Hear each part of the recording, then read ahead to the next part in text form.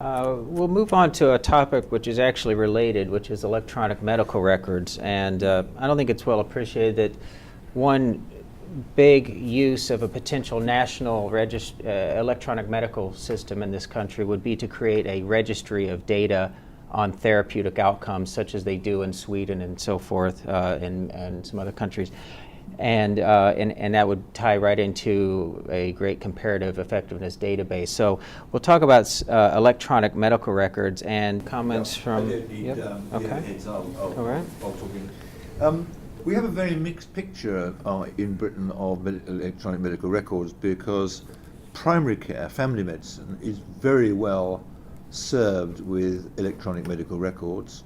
And something like 90-95% of all prescriptions are electronically generated and transmitted straight to a pharmacy that the patient wants to collect the prescription at.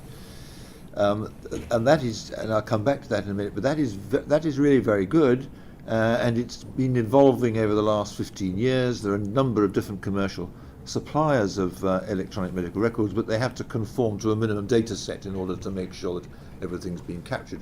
And it's really largely been developed as a result of the sort of payment by performance arrangements that in Britain family doctors have been becoming increasingly accustomed to. And so without having electronic medical records, it would be almost possible to do it that way. In hospitals, in secondary care, it's a rather sadder story. We have not done very well, despite having spent huge sums of money. We still do not have anything approaching an electronic medical record. We still do not have anything approaching really electronic prescribing in hospitals. And so don't look to us for any help in electronic medical records in hospital. But in primary care, it has actually been rather good, particularly one particular system known as the General Practitioner Research Database, which curiously enough was originally owned by Reuters, who gave it away to the Secretary of State for Health in the early 1990s. And this is a population of around 3 million people where the records are kept to what you might call research quality, because often electronic medical records may not be good enough for research for all sorts of reasons, and this is a data set that has been used very widely. There are something like 200 to 300 peer-reviewed publications based on it. And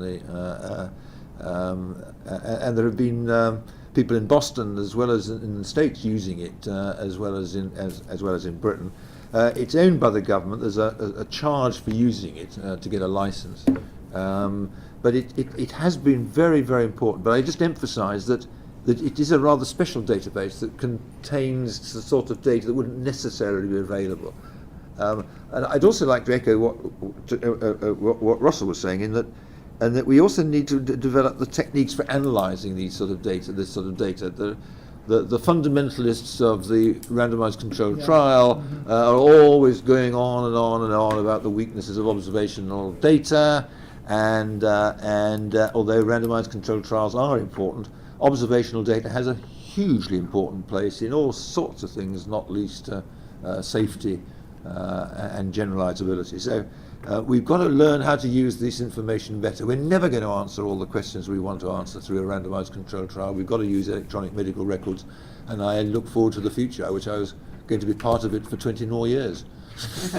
I have two quick questions for you. One is, how did you get primary care physicians to adopt electronic medical records? Because it's just the opposite here. I know. Hospitals are adopting it, they're investing in it, doctors are not. Yes. And the second question is, I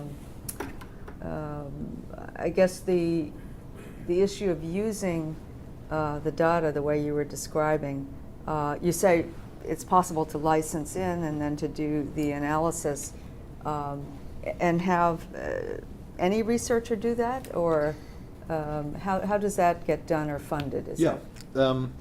The first question, how did computerization? It really happened in the late 1980s and early 1990s, when the government at the time decided that instead of allowing doctors to claim for each immunization, each pap smear they did, they had to achieve 70% take up to get a lower tier, 90% to get a second tier, and they couldn't work it out without having it starting to have computerized records. And this sort of payment by results has developed over the years.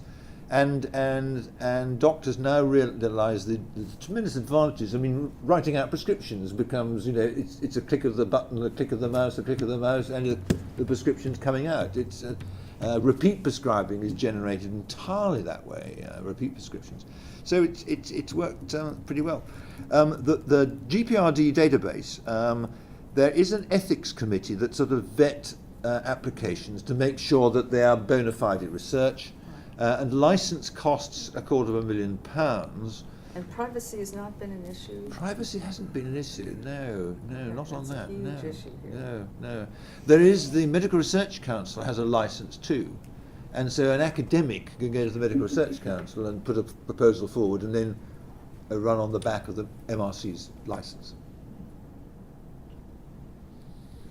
Any comments? I guess the only other question I had for Sir Michael was the coverage with evidence development, whether that concept of actually then collecting data in real-world pragmatic trials, is that taken up Not really as much as I would wish it is. There's a little bit of it. There's some of it. I mean, I don't want to say it's non-existent, but there's nothing. There are mainly one or two enthusiasts have set up registries, and they're helpful. I wouldn't want to knock them, but we haven't done enough of it.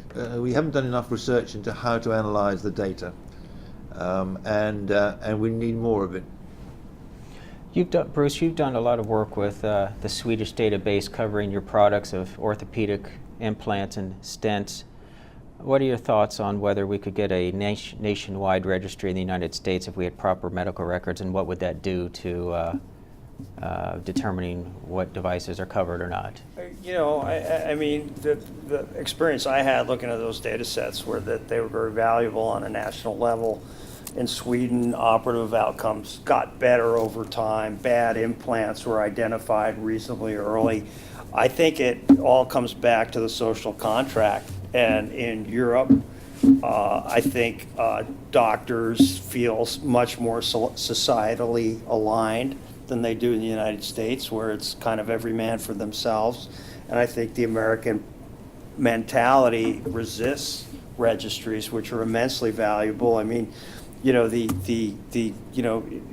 as part of McClellan's efforts, I was involved in the defibrillator issues, and there was a registry formed, and the idea there would be who actually received the device. Did the device go off? If it went off, what was the lifespan of the patient? All that stuff's immensely valuable, and with a large data set, you could actually see subgroup benefit, which is key to cost effectiveness, and it was fiercely resisted, and to date, nothing really has been published because their vested interests not wanting to whittle down the pie. And so I think real healthcare reform in the United States would result in national registries that would make everybody, give all doctors a better evidence base from which to work.